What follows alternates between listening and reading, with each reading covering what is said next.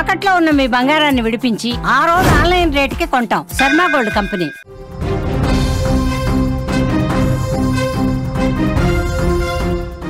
భారీ వర్షాలు, జలాశయాలకు వరద పొంగుతోంది.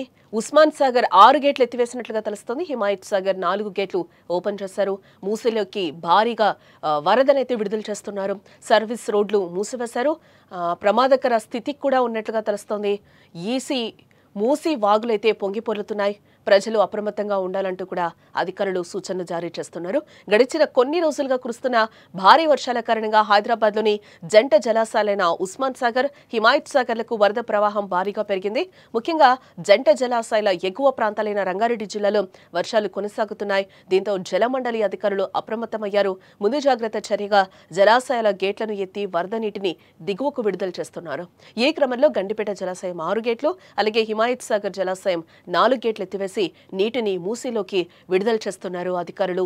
అలాగే ప్రస్తుతం ఉస్మాన్ సాగర్ జలాశయం పూర్తి నీటి మట్టం 1790 అడుగులు కాగా ప్రస్తుత నీటి మట్టం 1789.50 అడుగులకు చేరింది. ఇన్ఫ్లో 1500 క్యూసెక్కులు, అవుట్ఫ్లో 1352 క్యూసెక్కులుగా నమోదైంది.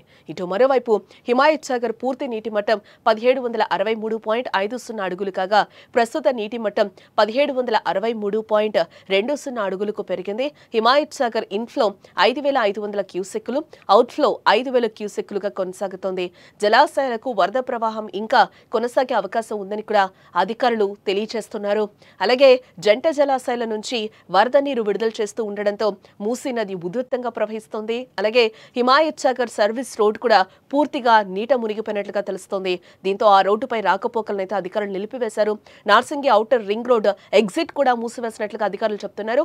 రంగారెడ్డి జిల్లాలోని మూసీ వాగులు కూడా ఉప్పొంగి ప్రవహిస్తున్నాయి. దీంతో లోతట్టు ప్రాంతాలు జలమయమయ్యే అవకాశం కనిపిస్తుంది. అలాగే జంట జలాశయాల గేట్లు ఎత్తివేయడంతో మూసీ నదీ పరివాహక ప్రాంతాల ప్రజలను అప్రమత్తం చేశారు.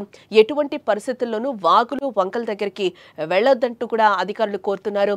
అలాగే రోడ్డుపై వెళ్లే ప్రజలు జాగ్రత్తలు పాటించాలంటూ కూడా సూచిస్తున్నారు అధికారులు. నగర ప్రజలు ఎవరూ కూడా ప్రమాదకర ప్రాంతాలకు వెళ్లొద్దంటూ కూడా అధికారులు హెచ్చరిస్తున్నారు.